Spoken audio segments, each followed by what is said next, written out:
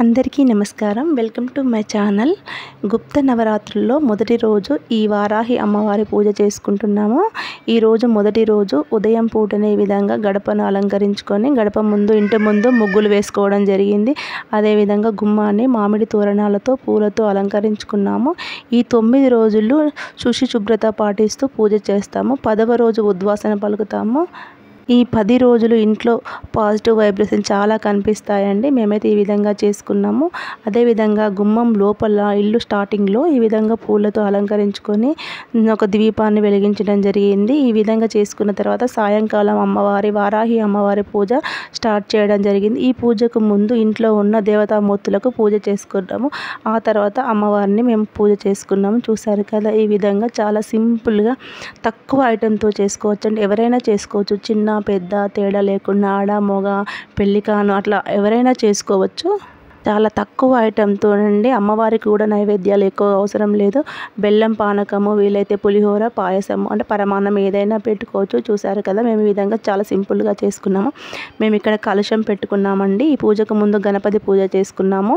ఈ కలశం అన్నది మన సాంప్రదాయాన్ని బట్టి ఉంటుందండి. మన సాంప్రదాయంలో ఉంటే కలశం పెట్టుకోవచ్చు.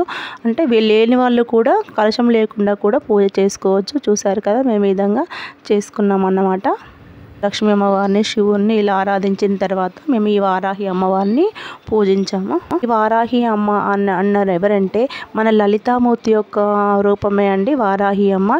ఈ వారాహి అనగా హిందూ మతంలో 7 మాతృదేవతల సమూహం అన్నమాట. అంటే ఈ వారాహి అమ్మను మనం పూజించుకుంటే చాలు, అంటే చక్కని ఫలితం, అంటే 7 దేవతల నుండి 7 పూజించినంత ఫలితం లభిస్తుంది. కాబట్టి ఈ అమ్మవారు చాలా పవర్ఫుల్ అన్నమాట. ఈ వారాహి అంటే విష్ణువు యొక్క వరాహ రూపము, అంటే పంది తలను కలిగి ఉన్న రూపము.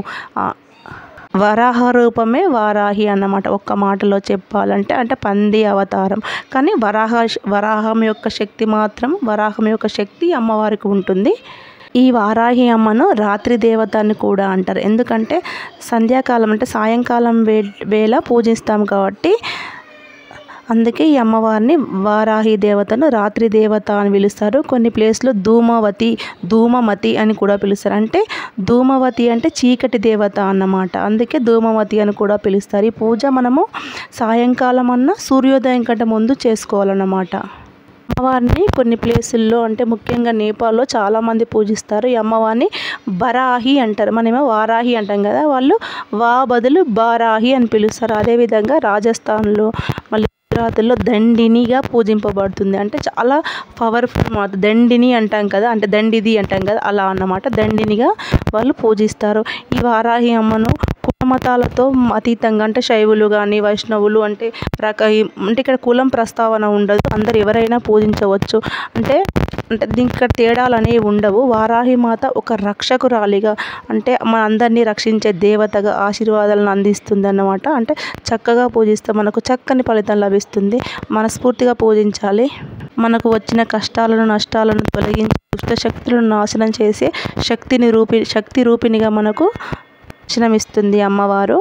ఈ ప్లేస్లలో కొన్ని వారాహి అమ్మ సంతానోత్పత్తి శక్తిగా కూడా పిలుస్తారన్నమాట. అంటే సంతానం లేనివారు గర్భం ధరించడానికి, విజయవంతమైన గర్భం కోసము స్త్రీలు చాలామంది పూజిస్తారు. చాలా శక్తి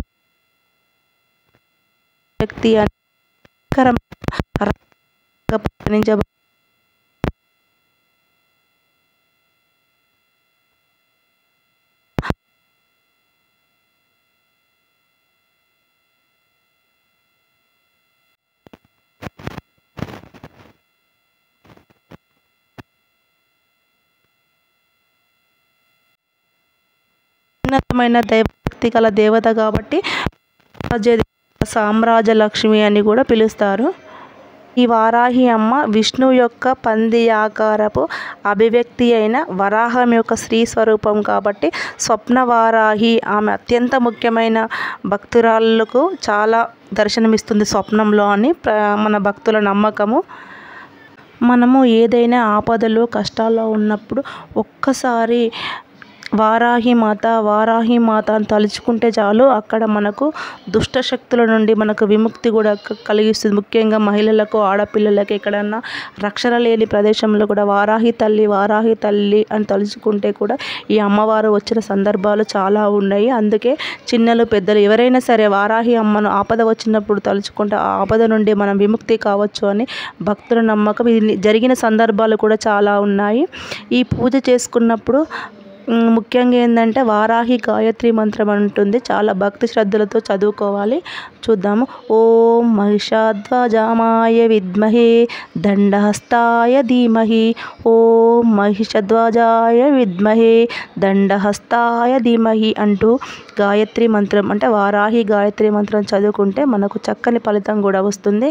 ఓం శ్రీం క్లీం స్వర్ణ వారాహి దేవియే వా వా వా అంటూ జపం చేయాలండి. వారాహి జపం 11 సార్లు కానీ మనకు వీలైన 21, 41 ఎన్నిసార్లు చదువుకుంటే మనకు అంత మనశ్శాంతి ఉంటుంది. అదేవిధంగా అమ్మవారి ద్వాదశ నామాలు కూడా ఉంటాయి. చూద్దాము. ఓం శ్రీ పంచాయ నమః. ఓం శ్రీ దండహనాదాయ నమః.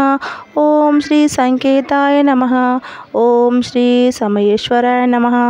ఓం శ్రీ సమయ సంకేతాయ నమః. ఓం శ్రీ వారాహి నమః. ఓం శ్రీ పోత్రిన్యాయ నమః. ఓం శ్రీ శివాయ నమః. ఓం శ్రీ వార్ధల్యాయ నమః.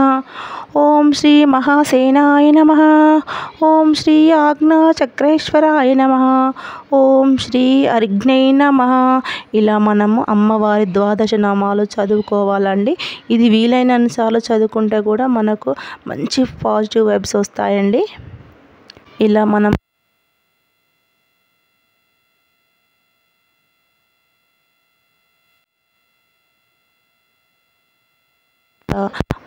అమ్మవారికి 10వ రోజు ఉద్వాసన పలకాలండి.